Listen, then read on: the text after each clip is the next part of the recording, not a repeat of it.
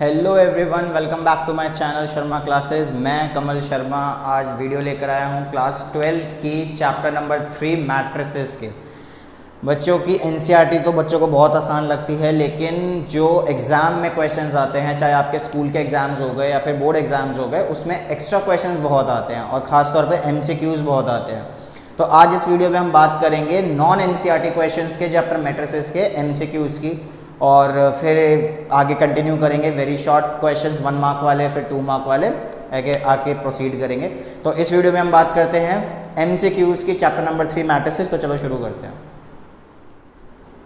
तो पहला क्वेश्चन है A is equals to aij 2 cross 2 0 i when i is equals to j। बच्चों ये i और j क्या है? जैसा कि आप लोगों को पता होगा, मैट्रिसेस की एनसीईआरटी में ये बताया गया है कि i होता है रो की पोजीशन और j होती है कॉलम की पोजीशन। तो जब i और j आपस में इक्वल हैं तो हम 0 यूज़ करेंगे, और जब i और j इक्वल नहीं है तो हम 1 यूज़ करेंगे। और यहाँ से देखो ऑर्डर कौन सा है, ऑर्डर है 2 क्रॉस 2 का। तो पहले हम A मैट्रिक्स बनाएंगे 2 क्रॉस 2 का। अब 2 क्रॉस 2 है तो उसमें नंबर ऑफ रोज कितनी हो जाएंगी?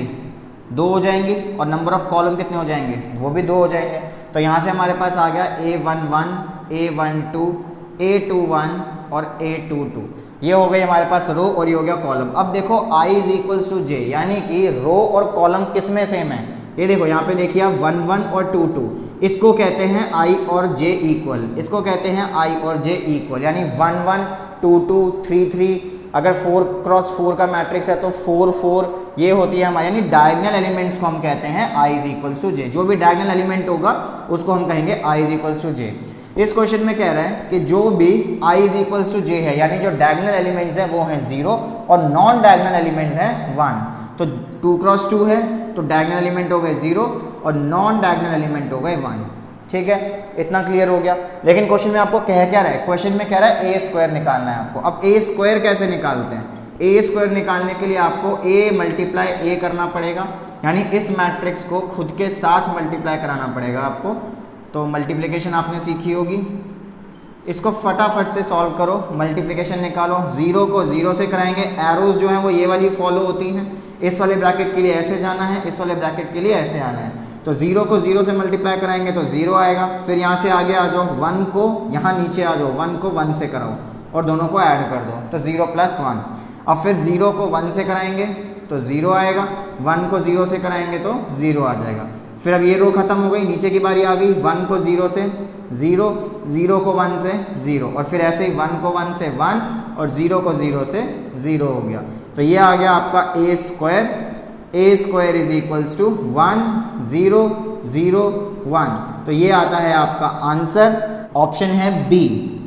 ऑप्शन हो गया आपका B option, which is correct option. तो आई होप ये समझ आया होगा, इसको नोट करो। फिर बढ़ते हैं सेकंड क्वेश्चन पे। क्वेश्चन नंबर 2 है a is this, b is this, और गिवन है हमें a equals to B square, और हमें निकालनी है इस x की वैल्यू। तो आपको ये a is equals to B square दे रखा है, तो सबसे पहले तो आप b स्क्वायर निकाल लीजिए। b स्क्वायर कैसे निकलेगा? b इंटू बी करके। b क्या है हमारा? x 1 0 1। इसको हमें इसी से ही मल्टीप्लाई करना है, b मैट्रिक्स को b मैट्रिक्स से ही मल्टीप्लाई करेंगे तब जाके b स्क्वायर निकलेगा। तो फिर से वही एरोज को फॉलो करना है, ये इधर जाएंगे, इस वाले मैट्रिसेस में नीचे की तरफ आएंगे। x को x से किया तो x स्क्वायर आ गया, 0 को 1 से किया तो 0 आ गया। फिर x को 0 से करेंगे तो 0 आएगा, 0 को 1 से करेंगे तो 0 आएगा। फिर 1 को x से और 1 को 1 से, फिर 1 को 0 से और 1 को 1 से। देखो हमें करना क्या है, हमें सिर्फ x की वैल्यू निकालनी है। ठीक है, तो एमसीक्यूज है, इसको फटाफट से सॉल्व करना है। तो हम क्या करेंगे, हम सारा मल्टीप्लाई नहीं करेंगे, हम सिर्फ इसका फर्स्ट वाला देख लेंगे। x को x से मल्टीप्लाई कराया, x स्क्वायर आ गया। 0 को 1 से मल्टीप्लाई कराया, 0 आ गया। बाकी आप करो ना करो वो आपकी मर्जी है। आप b स्क्वायर को सॉल्व करके रख लो अपना, x स्क्वायर 0 x प्लस 1, और यहाँ से आ गया हमारा 0 प्लस 1 इज 1। और यहाँ क्या चल रहा था? यहाँ चल रहा था a is equals to B square. तो ये तो आ गया बी स्क्वायर जो कि इक्वल होगा a के। तो x square 0 x square plus 1 और 1, ये किसके इक्वल हो गया? a मैट्रिक्स के। a मैट्रिक्स क्या है? 1 0 2 और 1। ठीक है, अब जब हम इसको कंपेयर करेंगे तो इसका फर्स्ट एलिमेंट इसके इक्वल हो जाएगा और यहाँ का एलिमेंट इसके इक्वल हो जाएगा।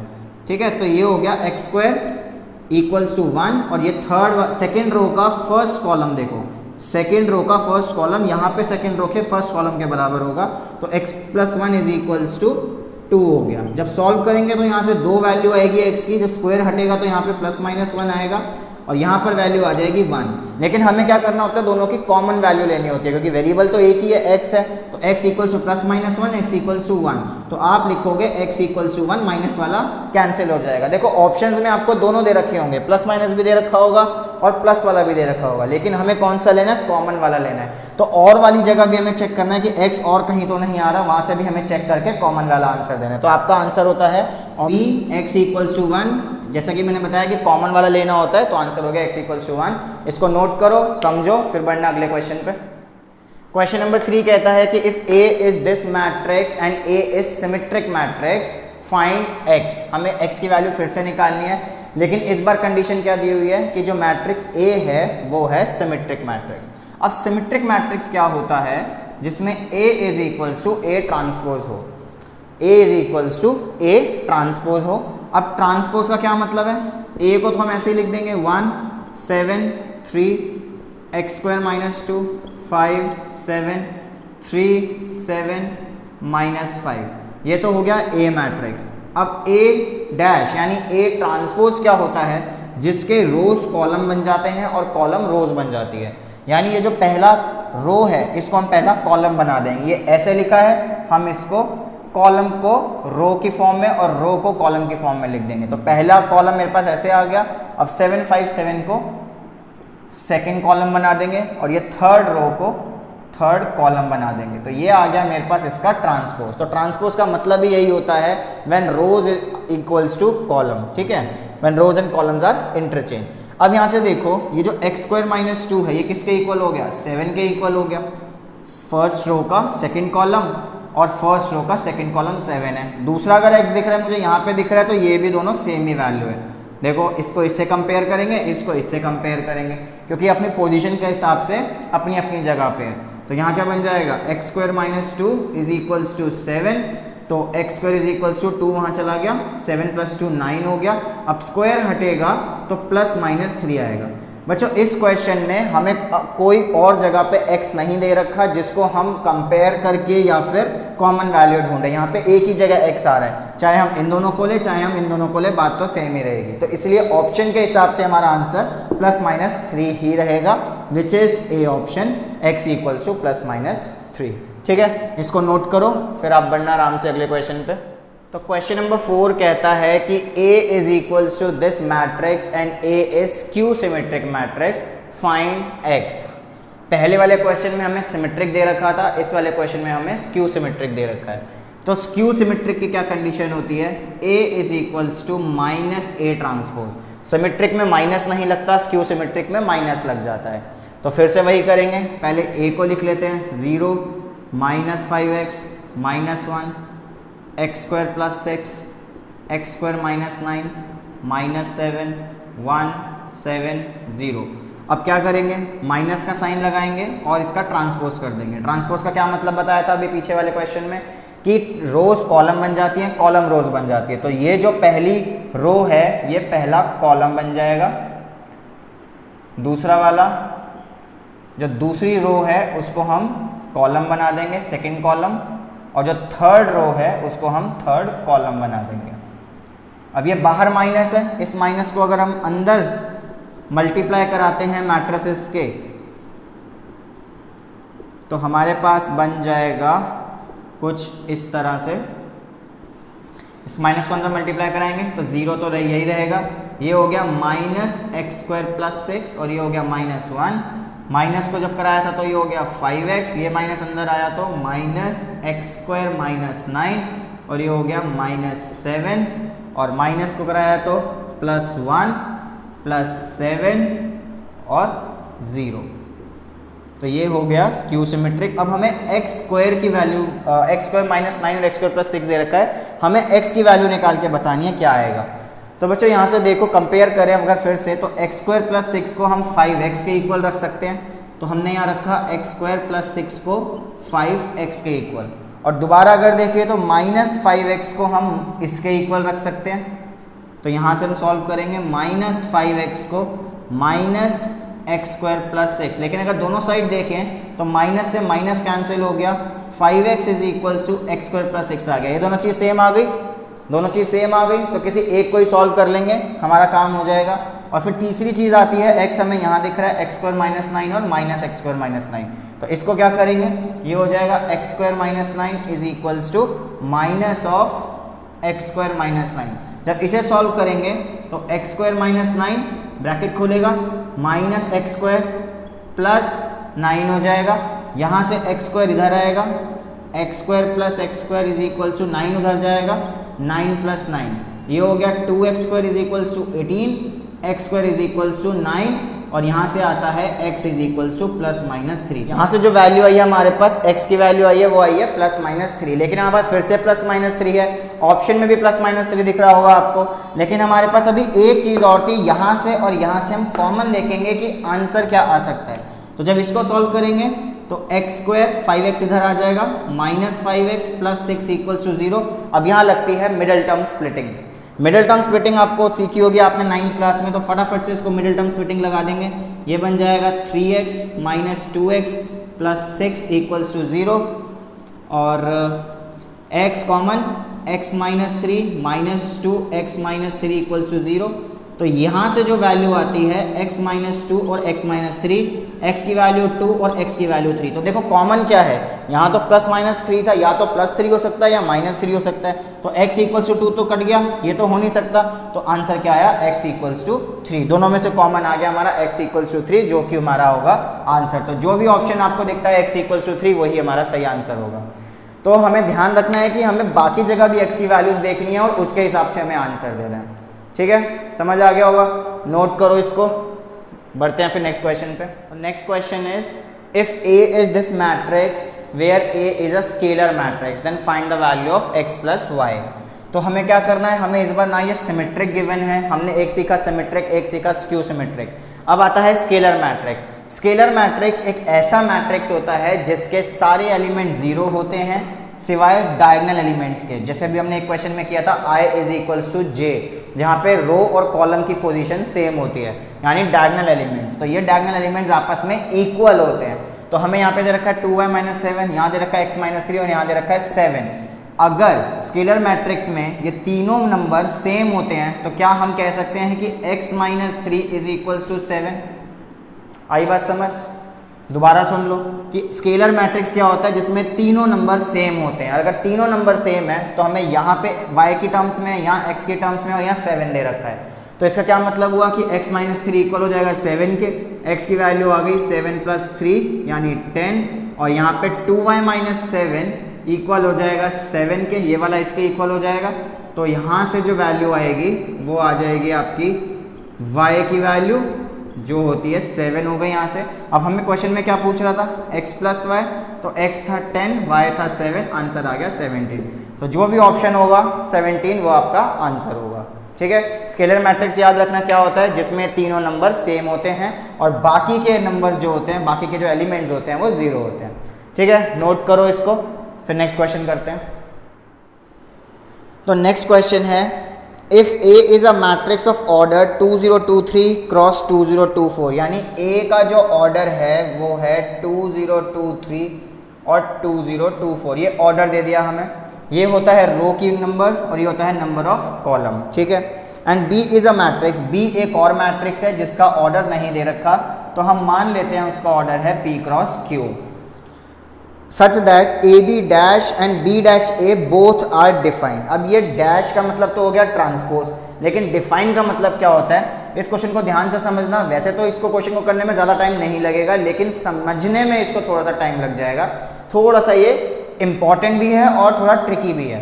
तो AB ट्रांसपोज के लिए मुझे क्या करना पड़ेगा, यहाँ ऑर्डर की बात हो रही है तो पहले मैं देखूंगा कि B ट्रांसपोज का जो है इसका ऑर्डर क्या होगा। ट्रांसपोज में हमने सीखा था नंबर ऑफ रोज कॉलम बन जाते हैं और कॉलम रोज बन जाती है, तो B ट्रांसपोज का जो ऑर्डर होगा वो हो जाएगा Q क्रॉस P, ये इधर आ जाएगा, ये इधर आ जाएगा, ठीक है।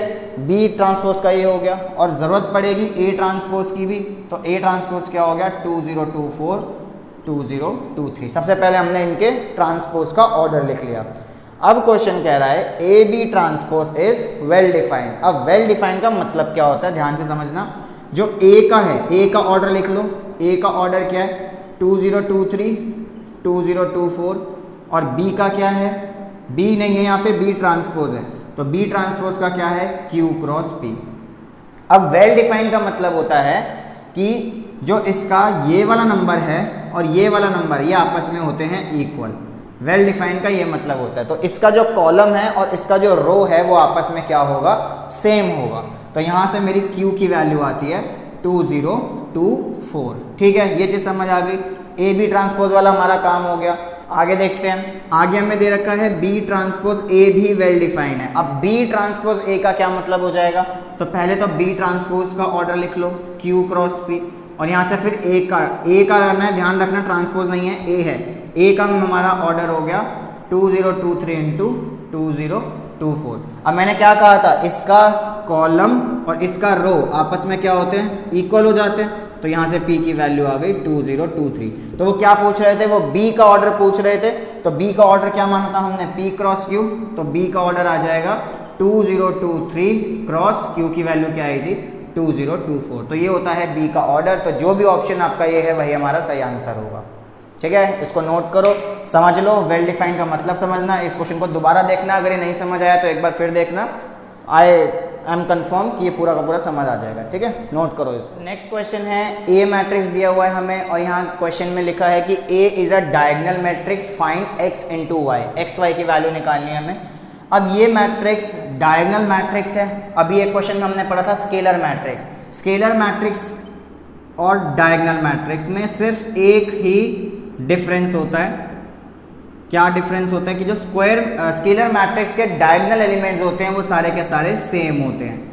ठीक है, लेकिन डायगोनल मैट्रिक्स वो होता है जिसके डायगोनल्स में ज़रूरी नहीं है कि सेम हो, लेकिन बाकी सारे एलिमेंट क्या होते हैं, जीरो होते हैं। इन दोनों में सेम कॉमन चीज़ क्या है कि दोनों के डायगोनल्स को छोड़ के, यानी ये वाली लाइन को छोड़ के बाकी सारे जीरो होते हैं।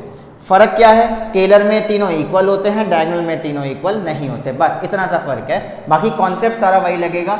यहाँ पे वो बोल रहा था डायगोनल मैट्रिक्स। डायगोनल मैट्रिक्स का मतलब है कि ये वाला एलिमेंट और ये वाला एलिमेंट जीरो होगा। तो अगर यहाँ से देखें तो x + y - 2 = 0 होगा और y - x = 0 होगा। तो दोनों को सॉल्व करेंगे तो यहाँ से y की वैल्यू आ गई x और यहाँ ये वाली वैल्यू को उठा के इसमें पुट कर देंगे तो x + y की जगह क्या आ जाएगा, x - 2 = 0, x + x 2x = 0, 2x = 2, तो x की वैल्यू आ गई 1। अगर x 1 आ गया तो यहाँ पे x को पुट कर देंगे, y भी 1 आ जाएगा। x और y की वैल्यू आ गई। क्वेश्चन को ध्यान से पढ़ लेना, क्वेश्चन में पूछ क्या रहा है, क्वेश्चन में पूछ रहा है x × y। तो x की वैल्यू 1, y की वैल्यू 1, आंसर आ गया 1। तो जो भी ऑप्शन आपका x y = 1 होगा वही आपका आंसर होगा। तो ध्यान रखना डिफरेंस क्या है स्केलर और डायगोनल में। स्केलर के ये वाले एलिमेंट्स सेम होते हैं, डायगोनल के ये वाले एलिमेंट्स सेम नहीं होते। ठीक है, नोट करो, फिर करना next question. So next question is question number 8। इसको रीड करते हैं। If all entries of a square matrix of order 2, एक स्क्वायर मैट्रिक्स दे रखा है जिसका ऑर्डर है 2 यानी 2 × 2, ईदर 3 - 3 और 0, यानी कि जो एंट्रीज हैं वो या 3 डल सकती है, -3 डल सकती है या 0 डल सकती है। तो कितनी एंट्रीज हो गई, 1 2 3, तो नंबर ऑफ एंट्रीज हो गई 3। ठीक है, then how many non zero matrices are possible. अब बच्चों यहाँ पे ना एक फॉर्मूला आता है, अगर हमें निकालने होते नंबर ऑफ पॉसिबल मैट्रिसेस, तो हमारा जो फॉर्मूला होता है नंबर ऑफ पॉसिबल मैट्रिसेस का, वो होता है number of entries raise to the power order. Order यानी ऑर्डर की जगह हम m × n कर लेते हैं। ठीक है, तो इस क्वेश्चन के लिए नंबर ऑफ पॉसिबल मैट्रिसेस कितने हो जाएंगे, नंबर ऑफ एंट्रीज कितनी है 3। 3 की वजह से 3 नहीं लिखा, ध्यान रखना आप इसको काउंट करोगे कितनी एंट्रीज आपसे पूछी गई हैं, 1 2 और 3 एंट्रीज हैं। नंबर ऑफ एंट्रीज की बात हुई है तो नंबर ऑफ एंट्रीज आ गई यहाँ पे 3। अब पावर में है mn यानी 2 × 2, 2 × 2 कितना हो गया, ये 4 हो गया। दोबारा देख लो, m और n होता है नंबर ऑफ रोज और नंबर ऑफ कॉलम। तो रोज कितनी है 2, कॉलम कितने हैं 2, तो ये हो गया 3 की पावर 4। ठीक है, 4 कैसे आया, 2 2 = 4। तो 3 की पावर 4 को मल्टीप्लाई करेंगे तो 3 को 4 बार करेंगे तो ये आएगा 81। लेकिन क्वेश्चन में नंबर ऑफ पॉसिबल मैट्रिसेस नहीं पूछ रहा, वो पूछ रहा है number of non zero matrices. तो नॉन जीरो मैट्रिसेस का मतलब है सिर्फ एक ही मैट्रिक्स ऐसा होगा जिसमें सारी एंट्रीज जीरो होगी। तो total number of possible matrices में से सिर्फ ये वाला मैट्रिक्स निकाल दो जिसे हम नल मैट्रिक्स बोलते हैं, यानी जो जीरो मैट्रिक्स होता है, क्योंकि क्वेश्चन में कह रहा है number of non zero matrices. तो इसमें से एक मैट्रिक्स माइनस हो जाएगा, आंसर आ जाएगा 80।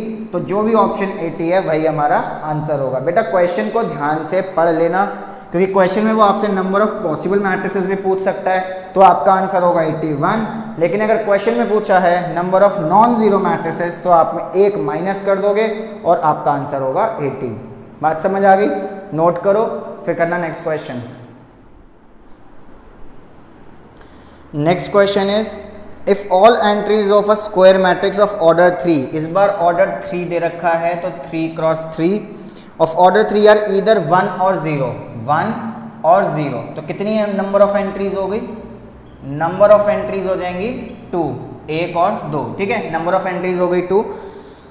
How many diagonal matrices are possible? अब इस बार पूछ रहा है डायगोनल मैट्रिसेस। अभी हमने पीछे वाले क्वेश्चन में जो देखा था उसमें पूछ रहा था number of non zero matrix, इस बार पूछ रहा है number of diagonal matrices.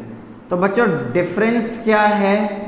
Formulas का डिफरेंस है। जो भी फॉर्मूला पुट करेंगे उसको ध्यान से देखना है। जैसा अभी हमने डिस्कस किया था नंबर ऑफ पॉसिबल मैट्रिक्स होता है नंबर ऑफ एंट्रीज की पावर mn, लेकिन यहाँ नंबर ऑफ डायगोनल मैट्रिक्स का फॉर्मूला होता है नंबर ऑफ एंट्रीज की पावर ऑर्डर। ऑर्डर का मतलब नंबर ऑफ एंट्रीज कितनी हो गई? 2, और ऑर्डर कितने का है? सिर्फ 3 का ऑर्डर है, तो 3 3 9 करेंगे तो नंबर ऑफ पॉसिबल मैट्रिक्स आएगा। लेकिन अगर सिर्फ 3 लिखेंगे तो हमारा नंबर ऑफ डायगोनल मैट्रिक्स आ जाएगा। तो 2 क्यूब हो गया 8, तो जो भी ऑप्शन आपका 8 होगा वो हो जाएगा नंबर ऑफ डायगोनल मैट्रिसेस। तो इंपॉर्टेंट बात क्या है, दोबारा सुन लो, नंबर ऑफ पॉसिबल मैट्रिक्स के केस में पावर mn होती है, यानी 3 × 3 9 हो जाएगा। लेकिन अगर वो डायगोनल मैट्रिक्स पूछ रहा होगा तो क्या होगा? सिर्फ ऑर्डर लिखेंगे 2 की पावर 3 विच इज 8। समझ आ गया होगा अच्छे से? बहुत बढ़िया। तो नोट करो, फॉर्मूलेज नोट करते जाओ और आगे बढ़ते जाओ। नेक्स्ट क्वेश्चन पे चलते हैं।